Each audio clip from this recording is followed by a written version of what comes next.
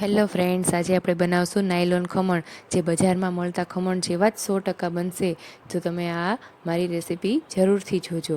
તેના માટે મેં અહીંયા એક બાઉલ ચણાનો લોટ લીધો છે. તમે બેસન પણ લઈ શકો છો. તેને સારી રીતના ચાળી લેવાનો છે, જેથી તેમાં પણ કોઈ પણ ગાંઠા કે ન રહે. અને હવે આપણે એ જ બાઉલનું માપ લઈને પોણો કપ પાણી લેવાનું છે. તેમાં સ્વાદ પ્રમાણે મીઠું લેવાનું છે અને 4 ચમચી ખાંડ લેવાની છે. ખાંડ અહીંયા આપણે વધારે જ લેવાની છે, કેમ કે બહાર ખમણ ગળચટ્ટા મળે છે. હવે આપણે એ જ ચમચીના માપથી અડધી ચમચી લીંબુનો ફૂલ અને 1 ચમચી જેટલી તેલ લેવાનું છે અને બધી વસ્તુને મિક્સ કરી અને આ પાણીને આપણે ચણાના લોટમાં ધીમે ધીમે એડ કરતા જવાનું છે અને બધું સરખી રીતના મિક્સ કરી લેવાનું છે.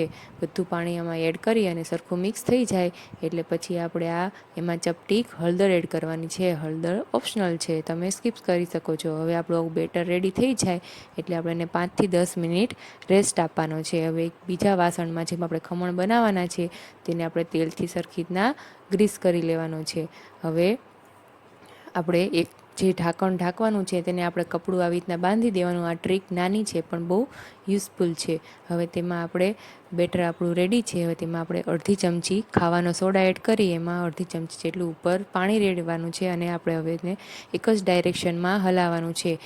હવે આવી રીતના 2 થી 3 મિનિટ હલાવશો એટલે તેને આપણે બેટર છે એકદમ લાઇટ અને ફ્લફી થઈ જશે અને ડબલ થઈ જશે. તો આપણું બેટર ખમણ માટે એકદમ રેડી છે. જો આવું બેટર થઈ જાય એટલે તેને આપણે ગ્રીસ કરેલા વાસણમાં એડ કરી દેવાનું છે.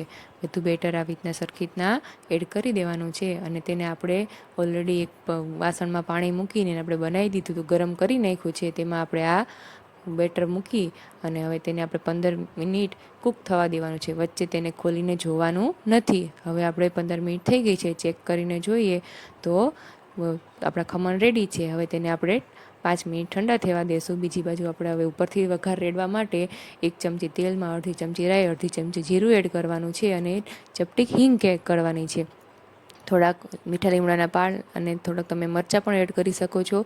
અડધો કપ જેટલું પાણી એડ કરી તેને આપણે એમાં 1 ચમચી ખાંડ એડ કરવાની છે અને આને 2 થી 3 મિનિટ ઉકળવા દેવાનું છે. સરખી રીતના ઉકળી જાય પછી આપણે એને સાઈડમાં મૂકી દઈશું. હવે આપણે ખમણ ઠરી ગયા છે તેને આપણે અનમોલ કરી લેવાના છે. આવી રીતના ઊંધા ગમે એ વાસણમાં પાડી અને દેશું એટલે તરત ખમણ ઇઝીલી અનમોલ થઈ જશે.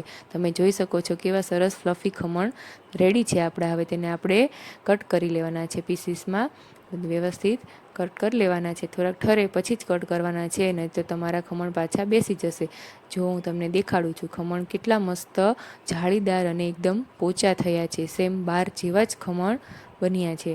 હવે આપણે તેમાં બનાવેલો વઘાર છે એ એડ કરી દેવાનો છે. બધા ઓલા પર આપણે બરાબર વ્યવસ્થિત પાણી એડ કરી ઉપરથી કોથમીર નાખી દેવાની છે. તો આપણા એકદમ બહાર જેવા જ ટેસ્ટમાં અને સસ્તા એવા આપણા ખમણ રેડી છે. જો તમને મારી આ રેસીપી ગમી હોય તો મારી ચેનલને લાઇક, શેર અને સબસ્ક્રાઈબ કરજો. Thank you.